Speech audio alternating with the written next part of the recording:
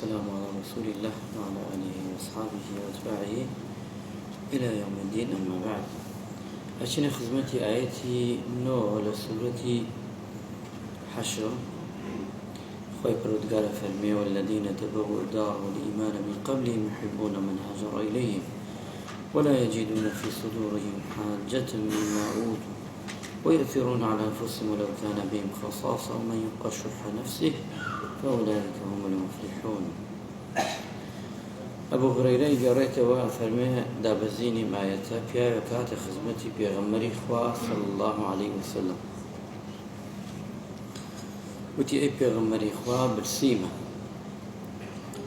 برسيتي زوري بوهناو بيغمري خوا صلى الله عليه وسلم أم بياوينا بلاي دايكي من دارات بۆی بزان لەوێ شتێک بێ بیدا پێیان چوو بەلای دایکی ئیمانداران بەلای خێزانەکانی پێغەمبەری خوا صلی الله علیه وسلم، بەڵام لەوێیەکی دەست نەکەوت.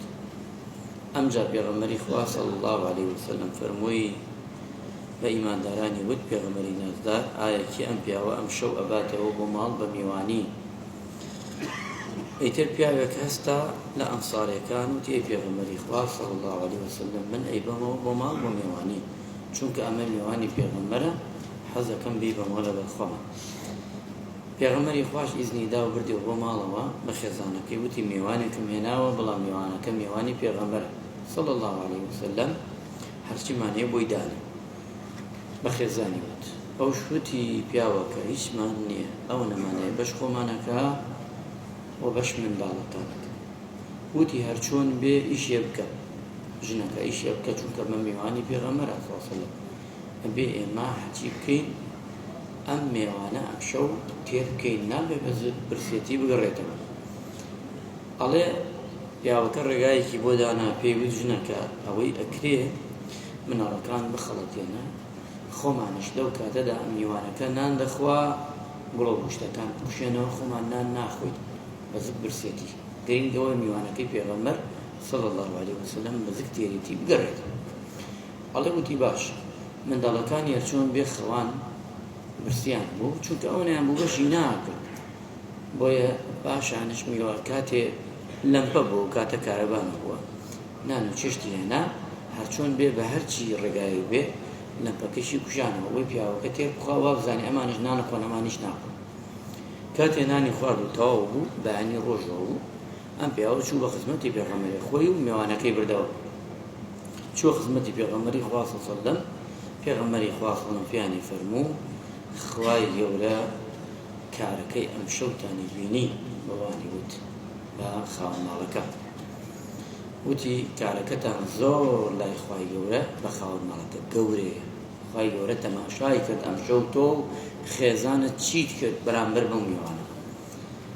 کەواتە ئەمان ئەم میوانە ئەم سەبەبی ئەم ئایەتە دابەزیوە لەسەر ئەمە بوو والذین تبوؤوا الدار والإیمان من قبلهم، ئەوانەی کەچی ئەنسار کۆچبەرەکان، واتە خەڵکی مەدینە چوونە، ئەو ئەنساری بوو، خەڵکی مەدینە بوو، ئەم ئەوەی کە میوان بوو خەڵکی مەککە بوو، خوای گەورە باسی سیفەتی ئەمانەکە يحبون من هاجر إليهم، حەزیان کرد بێن بۆلایان هیجرە بکەن، ولا يجدون في صدورهم حاجة، هیچیانش لە دڵا نەبوو بەرامبەر بە ئەوان، ويؤثرون على أنفسهم ولو كان بهم خصاصة ومن يوق شح نفسه.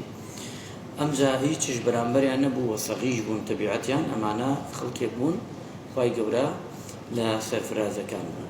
لە هاتووە لە ڕیوایەتێکی تردا ئەو کەسە کێ بوو کە خاوەنی ماڵەکەیە، هاتووە لەو ڕیوایەتە ئەڵێ ئەبوو تەڵحەی ئەنساری پێڵێن، ئەبوو تەڵحەی ئەنساری ئەی میوانەکە کێ بوو؟ سابتی کوڕی قەیس ئەم بوو کە لەگەڵ ئەودا چوو لەو ڕیوایەتێکی تر هاتووە، چونکە ئەم ئایەتە لە سەبەب و هۆکاری ئەمە بووە هاتووە. خوای گەورە ڕەحمەت و مەلایەکەتی بکە و عاقبەت خێرمان بکە. صلی الله علی محەمەد و علی آله